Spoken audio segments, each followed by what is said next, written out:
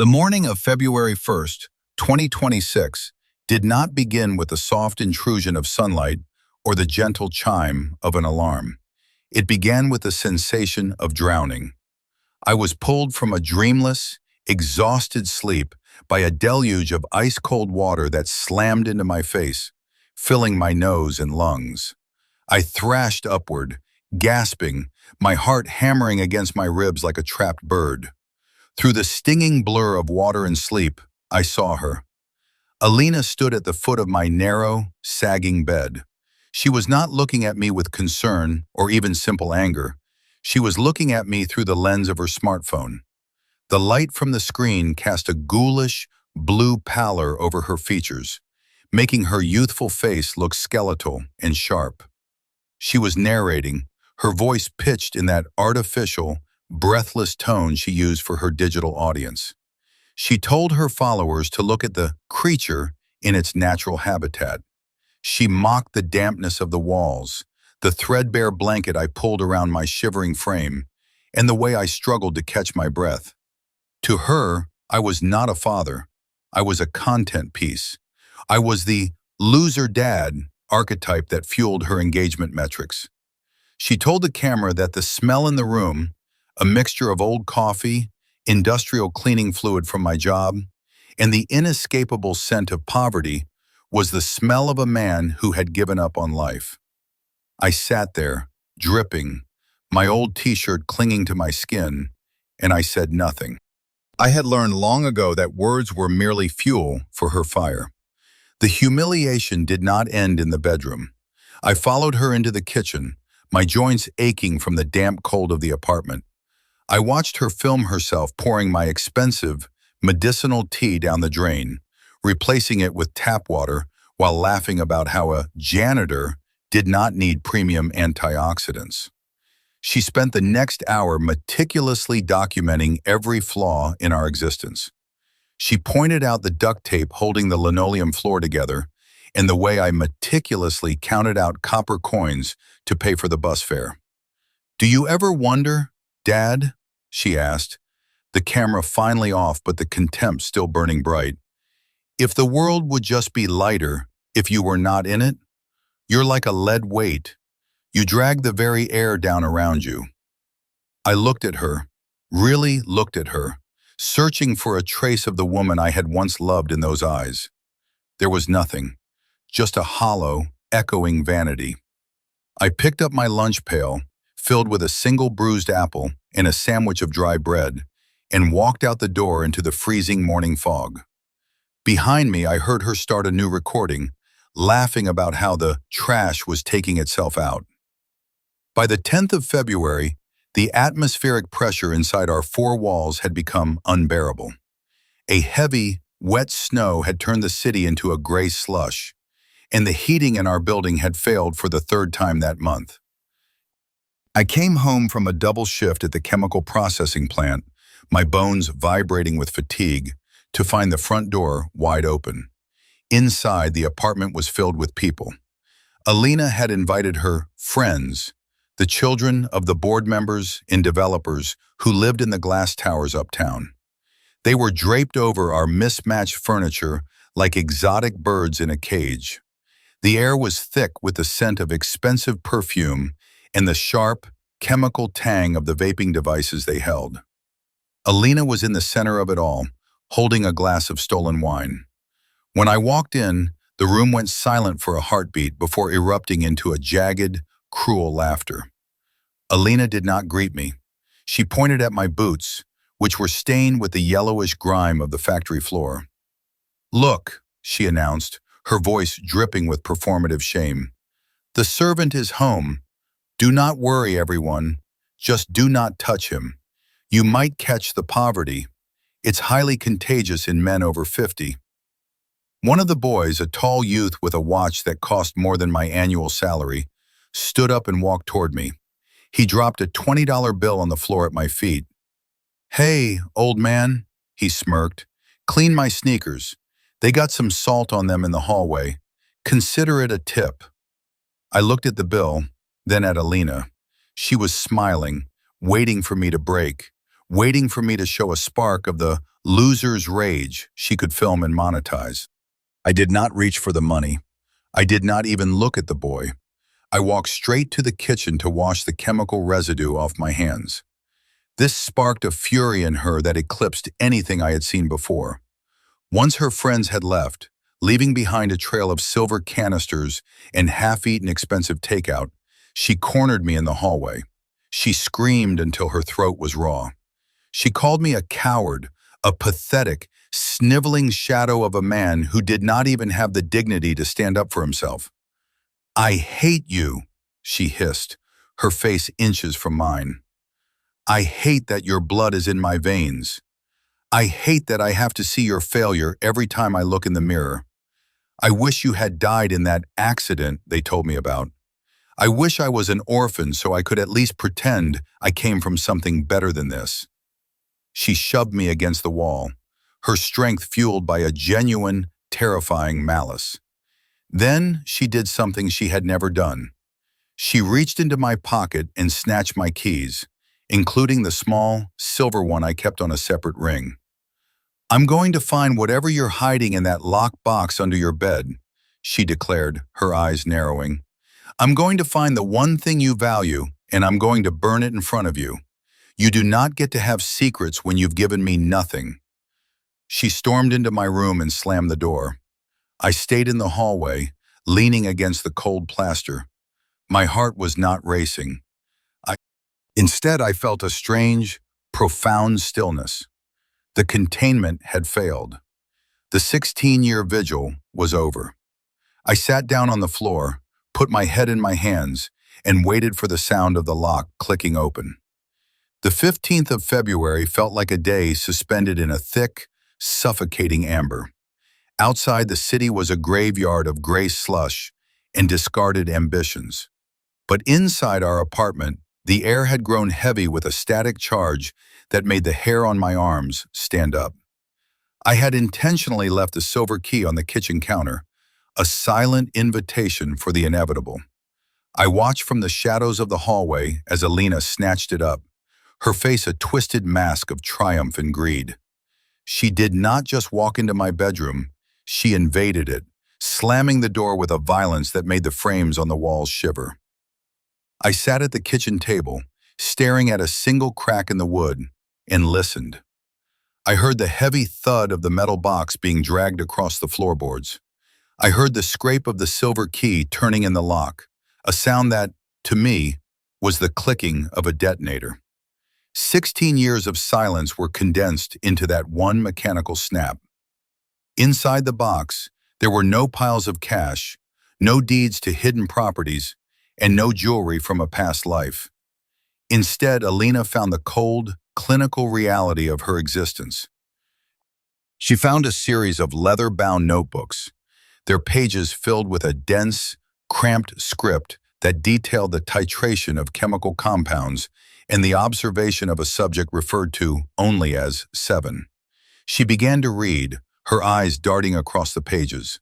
The dates were etched in her mind. May 10th, 2009, the day of the harvest. June 12th, 2010, the first successful neural integration. She saw sketches of her own infant skull, mapped out with a grid of surgical precision, showing where the dampeners had been placed. The notes described a child born from a synthesis of 3 different genetic lines, designed for a singular purpose: to be the ultimate cognitive predator for a clandestine branch of the Ministry of Defense. She found the photographs tucked between the pages. They were not the soft, blurry snapshots of a doting father. They were high-resolution medical captures. In them, a toddler sat in a white room, staring at a series of complex patterns with an intensity that was chilling. The notes beside the photos were written in my hand. Subject shows no autonomic response to distress signals of others. Empathy markers at 0. Logic processing at 400% of baseline. Escalating the stabilizer dosage to prevent cortical burnout. Alina's breath hitched. She realized that the vitamins I had insisted she take every morning since she was 4 years old were not supplements. They were the stabilizers. They were the chemical chains I had used to bind the monster inside her, keeping her personality limited to that of a shallow, narcissistic girl, because the alternative was something the world was not prepared to face. She was not my daughter. She was my assignment. And I was not her father. I was her warden. As the clock struck midnight on the 16th of February, a profound change began to ripple through the apartment. Alina did not come out of the room crying or screaming for explanations. When the door finally opened, the girl who stepped out was gone.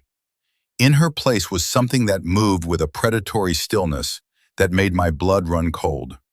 Her eyes, normally a dull, petulant brown, seemed to have darkened, the pupils blown wide as if trying to swallow all the light in the room. She held the journal in one hand and a small glass vial of the concentrated stabilizer in the other, the emergency purge I had kept in case of a total system collapse. She had already consumed half of it, believing it to be the key to her full potential. "You knew," she said. Her voice was different now. The high-pitched, whiny cadence of a teenager had been replaced by a flat, melodic tone that carried no emotional weight whatsoever. "You spent 16 years watching me, feeding me poison to keep me stupid, to keep me normal. You did not do it to save me, did you? You did it because you were afraid of what I would do to you if I ever woke up." She walked toward me, and for the first time in my life, I felt the primitive urge to run. Her movements were too fluid, too efficient. She bypassed the kitchen chair and stood directly over me, her presence radiating a cold, intellectual heat. She described the feeling of the stabilizer wearing off, the way the static of human emotion, shame, anger, love, was being replaced by a terrifying, crystalline clarity. She told me she could hear the electrical hum in the walls. She could smell the specific chemical components of the tea in my cup. She could see the micro tremors in my hands and calculate exactly how long it would take for my heart to fail under extreme stress. She was not angry anymore. Anger was a human flaw. She was simply assessing me as an obstacle to be removed. "The board thought they destroyed the project," she whispered, leaning down until her cold breath brushed my ear. "They thought the lead scientist died in the fire, but you were the one who started the fire, were not you? You stole the prize. You thought you could keep a hurricane in a glass jar by calling it your daughter." She straightened up and looked at the door. I saw her hand tighten around the glass vial until it shattered, the shards cutting into her palm, but she did not flinch. She did not even bleed red. The fluid was a pale, straw-colored ichor, a byproduct of the accelerated metabolism now coursing through her. She told me she was going to the city to find the original laboratory, to find the men who had signed her birth certificate in blood. She did not care about my life or my poverty. I was simply the broken tool that had carried her to the starting line. "Stay here, Father," she said, the word dripping with a mockery that felt like a blade. "Stay in your filth. Watch the news. You'll see what happens when the leash finally snaps." She walked out into the night, leaving the door wide open. The freezing wind rushed in, scattering the pages of the journal across the floor like dead leaves.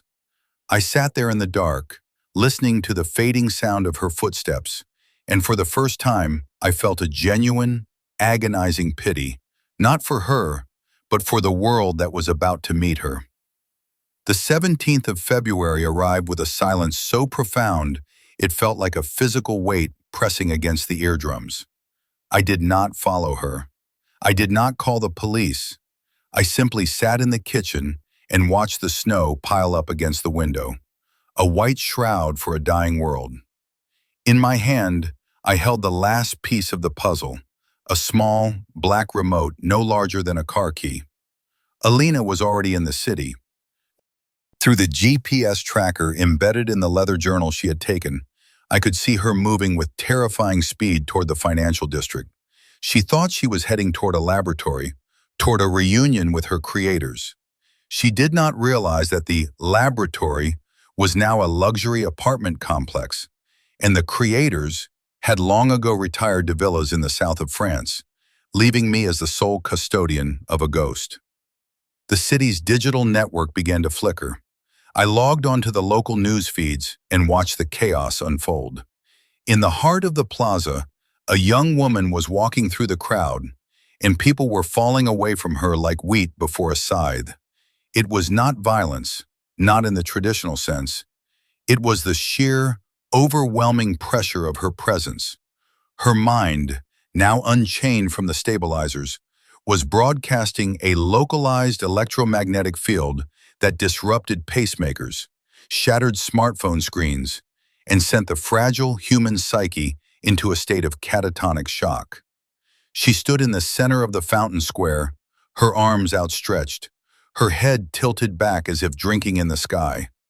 To the witnesses, she looked like a fallen angel or a modern demon. To me, she looked like a countdown.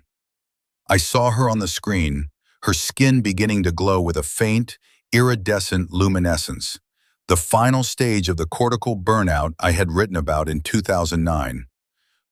The human body was never meant to house a mind of that magnitude. It was like trying to power a light bulb with a lightning bolt. I picked up the phone and dialed the number I had memorized 16 years ago. It rang once.